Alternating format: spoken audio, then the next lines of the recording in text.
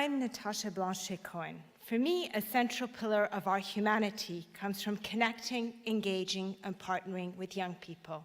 Because of their sheer number, children and young people represent 30% of the world's population. 13% of Canadians are between 15 and 24, 20% in the case of Aboriginal people.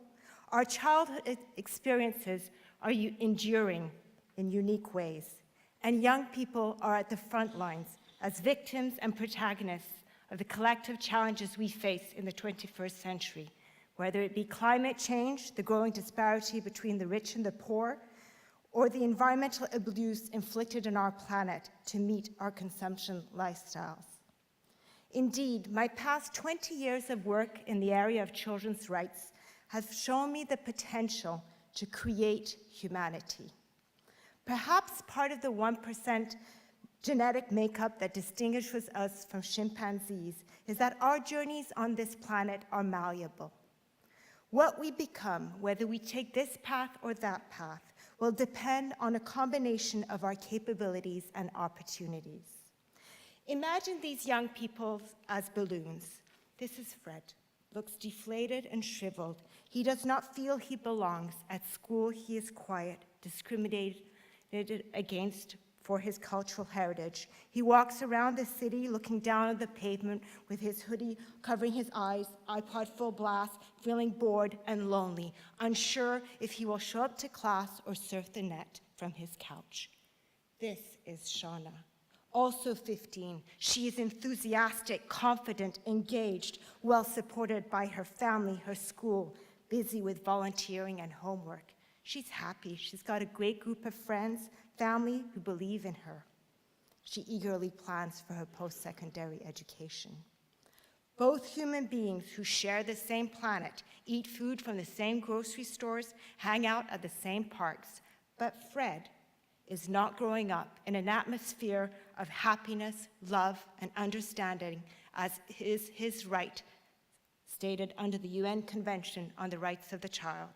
For Fred and many others in Canada, this fundamental right is breached in subtle yet profound ways. In fact, according to UNICEF Canada's 11th report card, we fail with respect to children's life satisfaction.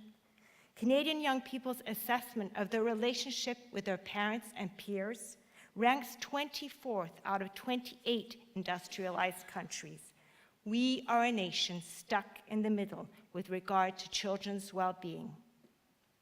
How can we thrive and fulfill our full potential? For me, it boils down to 3 critical puffs. The first puff is around changing our perceptions to see young people positively. Let's face it, we have a dis-ease with regards to young people. Whereas for young children, we say, oh, these little cutie pies. We read books about their first year, perhaps till their 5th year. We forgive their tantrums in the name of the terrible twos. When young people enter their teen years, our acceptance, interest, consideration, and patience towards them reduces to this. Teenagers are selfish, egocentric, disinterested in public affairs, more connected to an imaginary social media world than anything else. They become distant, foreign to us. As my dear friend deplored about her cute little one in entering adolescence, she has become a monster. I am struck by how deeply and widespread young people's humanity is annihilated when I hear firsthand our favorite place is the cemetery because that is the only place where we can hang out.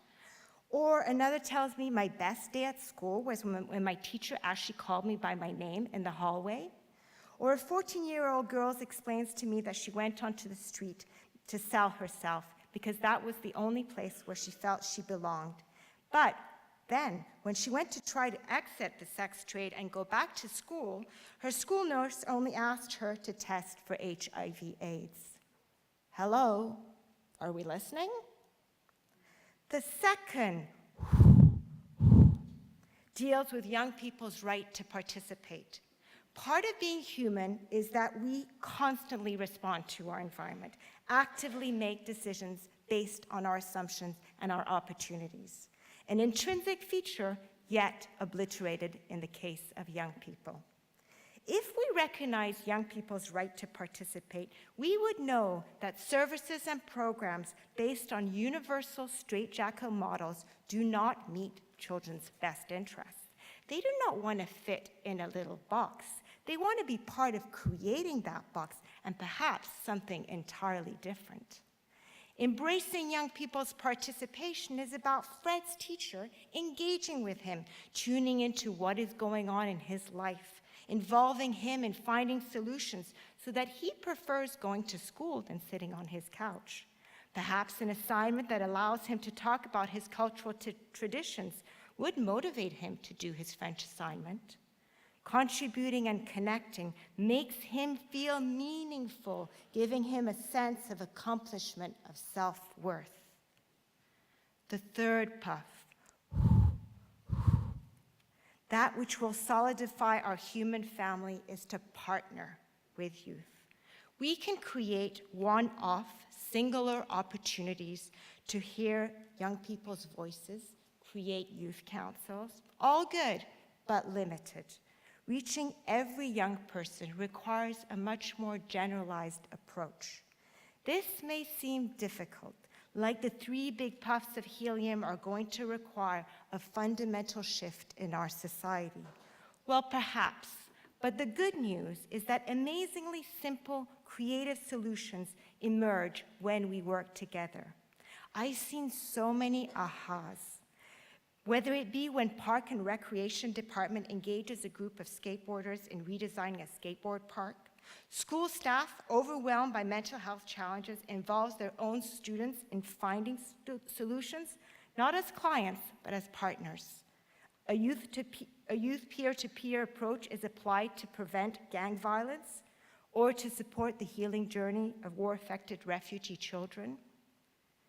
Seriously considering what young people have to say, working with them to figure out the best path, enable young people like Fred to be fully themselves.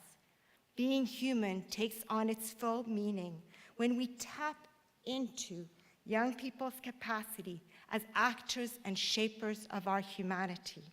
And we create and nurture a society that makes this potential to thrive possible. We're short-sighted in calling young people citizens of tomorrow. They are citizens of today. Why are we not on the cusp of change when we know better? Thank you.